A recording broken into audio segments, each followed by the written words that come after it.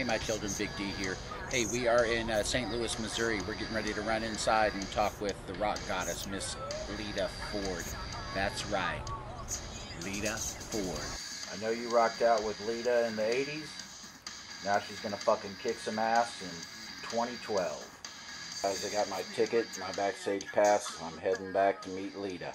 New CD, Living Like a Runaway. It's a pretty damn good CD. What was it like working with another guitar god like Gary Hoey? Oh, it was really great working with Gary Hoey. Because he was a guitar god, I thought he would make a great producer. And when I did go to his house and we did actually get down and start working on the record, it turned out to be true. He really did bring the best out of me vocally and on guitar. Yeah, I would say vocally this CD, you're great. It's all over the place.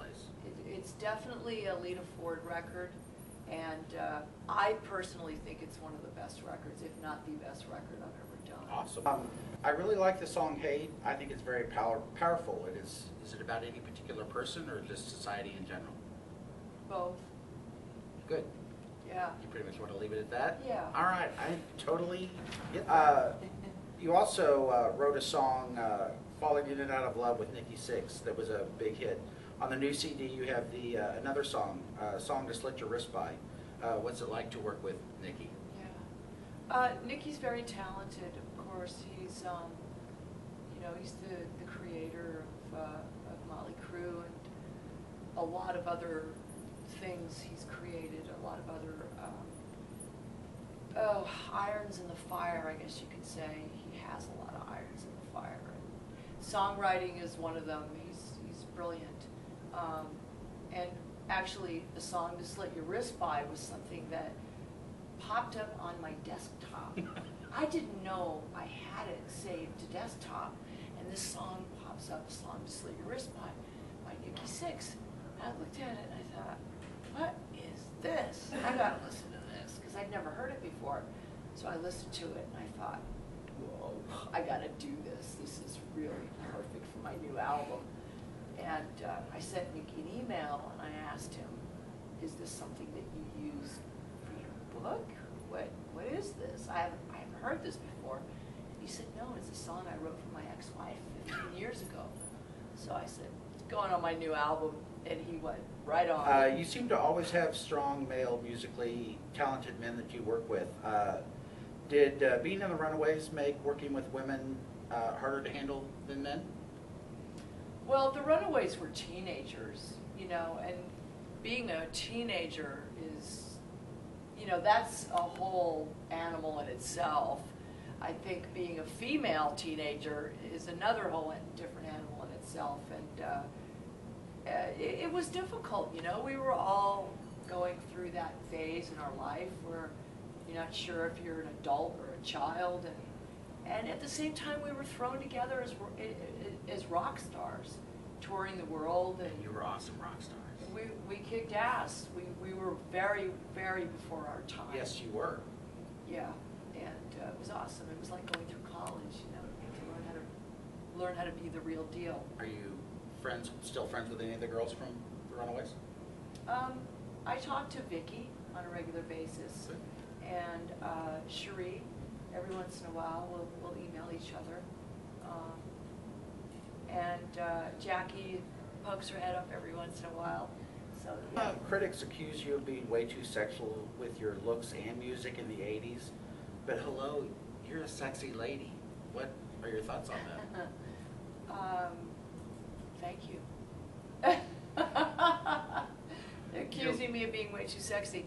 I know a lot of people say, well, she doesn't need to do that. She doesn't have to, It's like, I don't have to, but that's who I am. That's right. That's what and I if you do. got it, fine. And you're Lita Ford. Marilyn Manson doesn't have to have two different colored eyes either. That's right. But that's who he is. That's what he does. That's right. When in 1988, the documentary "Decline of Western Civilization" came out, the metal years, it was a big Bible for us kids growing up, to metal music.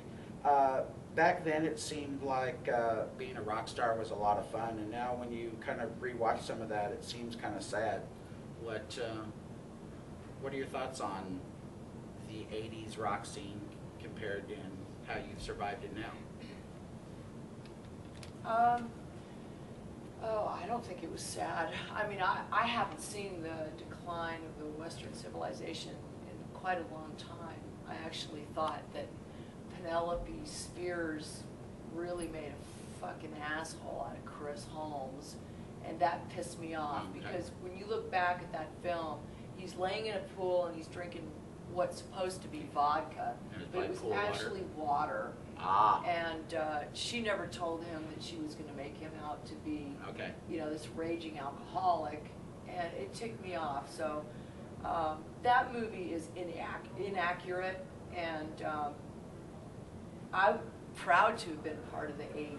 Yeah. You know, it was a great fucking time.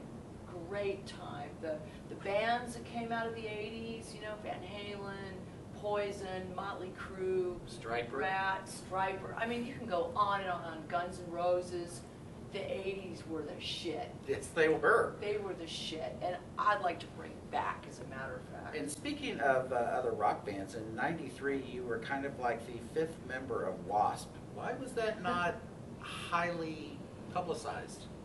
I wasn't any member of Wasp. I was only married to Well, Chris. I know, but if you look online and read, they kind of consider you the Yoko Ono of Wasp. Well, I was always around, you know, I was always with Chris. We would do photo shoots, and I would come down and just hang out, you know, and help him. But didn't you record a few songs with him? No. Okay, well, then No. that's what happens when you get online and read shit, I guess. Yeah, people, they come up with all kinds of crap. I read yesterday, I did an album with Tony Iommi. I thought, really? And it never surfaced? Are you kidding me? It would definitely have surfaced. Now, see, I read that too, and it said that you have the master tapes in your closet. No. Okay. That's such bullshit.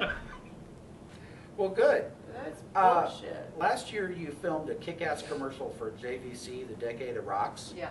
And some good friends of mine, Rev Theory, are also in it. How was that to relive the 80s with the big hair and the kick-ass cars? I couldn't deal with the hair. I looked at myself in the mirror and went, did I really have hair like that? Oh my God, I couldn't wait to brush it out because it was huge. Everyone's been really great on this tour. Nice. Yeah, the crew have been great. The bands have been more than friendly. Really, really wonderful. I'm going to be very upset when this tour's over. Well, good. Well, cool. Hopefully you can hit the road some more for your new CD. And I thank you for sitting down and taking time. And we will see you tonight on stage. Right on. Thank you, ma'am. You're welcome.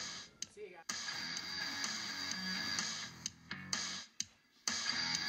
Distortion, out of phase, washes over my sour face. My life is through. I guess I owe it all to you. Check me out.